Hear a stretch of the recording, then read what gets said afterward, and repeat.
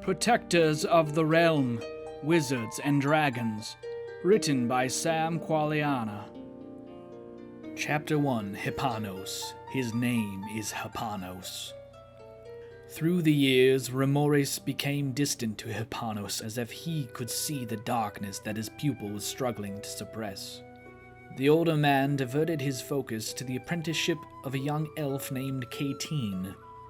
The wizard asked Meldock to finish Hipanos' training, vocally stating that if anyone could steer Hipanos down the right path, it would be him.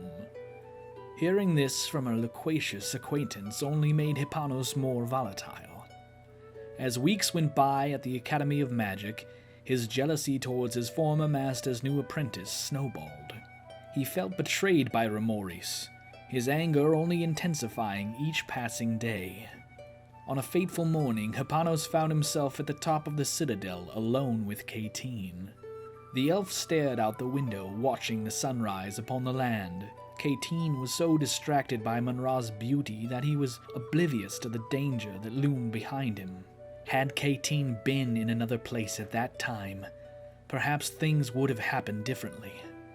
But to his misfortune, he stopped there at that particular moment. Hipanos had just stormed away from an argument with Remoris. He came to the top of the citadel to clear his head, but there was the elf, the source of all his grief, standing in the place where Hipanos came for sanctuary. He couldn't escape him. "Isn't it the most amazing thing you've ever seen, Hipanos?" were the last words that left his lips. Without thinking, Hipanos pushed Kayteen from the window. He watched the boy stare back in terror, the confusion, the fear. It gave Hipanos a rush. He couldn't remember the last time he felt so good. It seemed like an eternity before the elf finally hit the ground. He wasn't surprised. The citadel was the highest point in all of the realm. He wondered what must have gone through the elf's mind on the long fall down. He contemplated if the elf even understood the misery he'd caused him. Hipanos rushed to tell the elders he'd witnessed Kayteen accidentally fall from the tower, but nobody believed him. They suspected foul play. Their doubt infuriated him. The argument quickly escalated, and they broke out into a powerful melee of magic spells. His three masters quickly overtook Hipanos. Remoris nearly killed him before Alaskalot stepped in, stopping the violence. Hipanos was weak, a broken man who'd lost everything that mattered in his life in one catastrophic moment. He wept on the floor, waiting for his execution, but Alaskalot was a forgiving man, perhaps more than he should have been. He demanded that Meldock and Remoris not kill a young man they just moments before considered a part of their family. He begged his companions to show mercy, for they were the protectors of the realm. He pleaded that if they wanted people to follow a path of virtue, they must set an example for the rest of them. Remoris left them to decide for themselves, turning his back on Hipanos. Meldock agreed with Alaskalot, and so they decided to banish Hipanos from stepping foot in Munra ever again. They gave Hipanos a rowboat, a loaf of bread, and sent him away. Years passed by, and the young man grew old. Forgotten by society, he was left to live in solitude, far away from any other human being. He spent most of his time reading books he'd stolen from the citadel and training himself in the ways of magic. Hipanos traveled the world until he found solace in the region of Tathion. It was a dark, deplorable place, the most dangerous in all the realm, plagued with goblins, witches, dragons, trolls, and dozens of other abysmal creatures. There was no place for a man to call his home, but Hipanos wasn't a normal man. Hipanos mesmerized a colony of goblins with his magic. It was something he'd never seen before. They believed he was the most powerful being in the kingdom, and so they followed him. The goblins built a stronghold for Hipanos near the Valley of the Dead. They coexisted with him in voluntary servitude inside the Dark Palace. As a token of appreciation to his minions, Hipanos slew the evil witch Winilda, who'd been terrorizing the goblins with her black magic for decades. It was within her camp that Hipanos found hundreds of books on dark magic. His underlings brought the literature to his palace, and he studied Wanilla's records intensely over the years. As time went by, Hipanos found himself stronger than ever. He mastered the arts of dark magic as well as magic from the light. The wizard took a liking to Mekla, a goblin that was spellbound by magic. The little green youngling often visited Hipanos as he practiced spells in the courtyards. Once he was old enough, Hipanos chose him to be his apprentice. He hoped to one day teach Mekla to be the most powerful goblin wizard in the realm. It was a time of wizards and dragons, during the 705th cycle of the seasons, lifetimes after the second rise of Agarnai, the monster god. It felt like a lifetime since Hipanos stepped foot in Manra Citadel. He often wondered what it would be like if he went back. He questioned if Ramoris could ever forgive him for what he'd done. Losing Ramoris as his mentor was like losing a father, a feeling he'd felt twice now in his lifetime.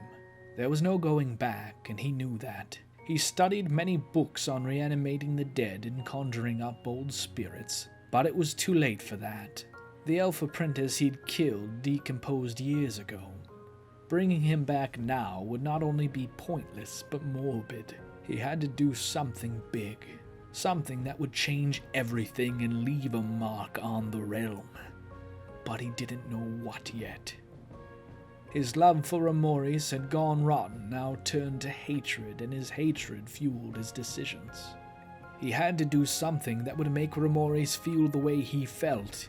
Killing Kayteen wasn't enough. Surely Ramoris had moved on just as quickly as he had when he dismissed Hipanos from his life. The heartless bastard needed to hurt, but what could he do to cause him pain?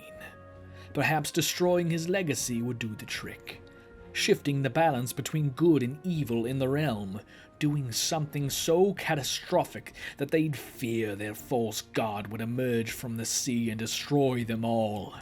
Master, I've retrieved the ingredients you asked for, Mekla said, standing in the doorway to Hipanos' chamber. Hipanos closed a spellbook he'd been reading and set it on his desk. He walked over to his goblin apprentice and took the items from his small, grotesque hands. Sorry to disturb you, Master, Mekla apologized as he genuflected. This is everything? The dark wizard asked. Mekla stood upright, adjusting his black cowl. Crow's blood, venomous gimp glands, eyes from a troll, and dragon eggs, my lord. Well done. Do you know what I plan to do with these items, my apprentice? No, Master.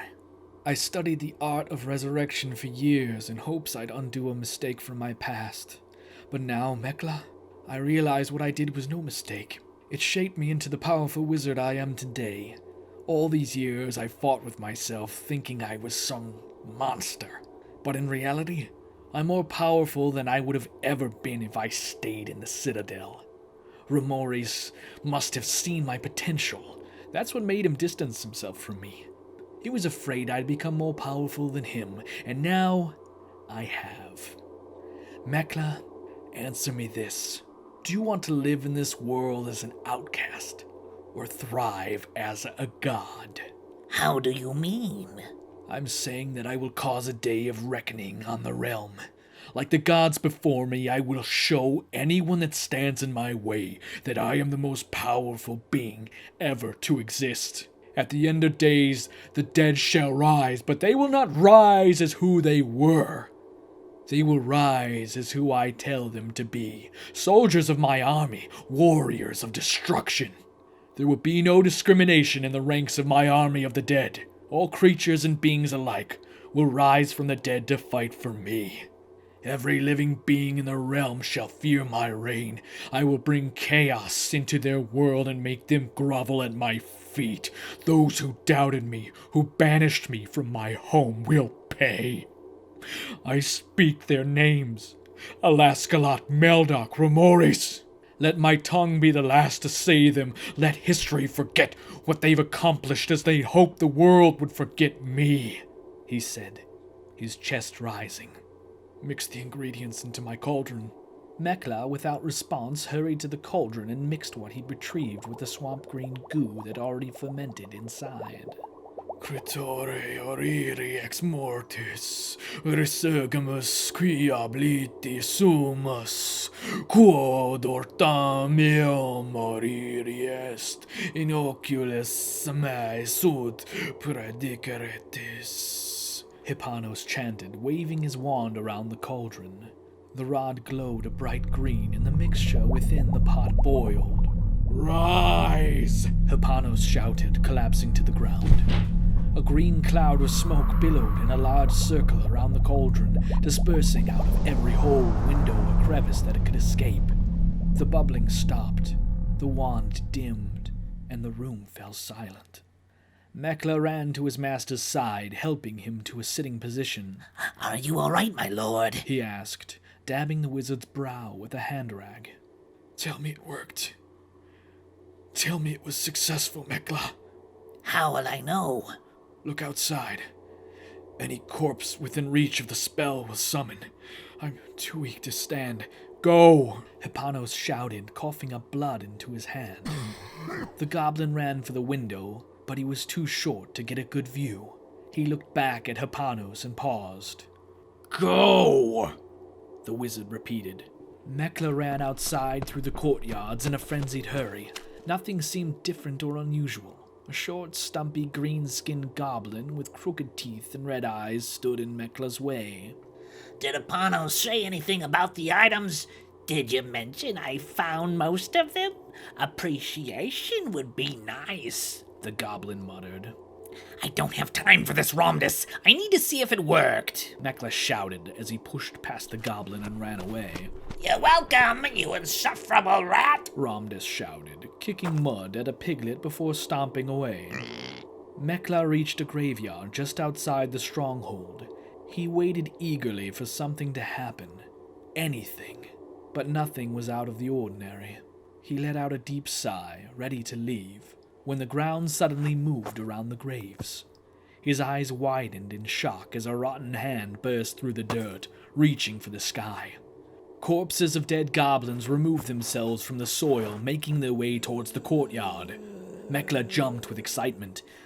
I have to tell Hipanos, he cried. Mekla ran through the yard, screaming at the top of his lungs. Do not fear! This is the doing of the master! The undead followed slowly in his shadow. Ramdas stood in awe with a trio of goblins from the court. One of them dropped a clay goblet from his grasp, letting it shatter on the floor without reaction. It worked, Ramdas! It worked! Mekla shouted. Ramdas stared with his mouth agape. Mekla burst into Hipanos' chamber, trying to catch his breath.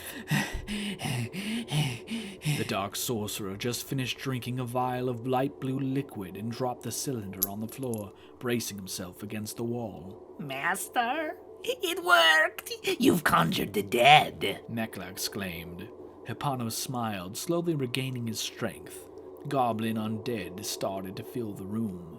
The zombies stood before their maker and stared as if waiting for instruction. Kneel before your master, Hipanos ordered.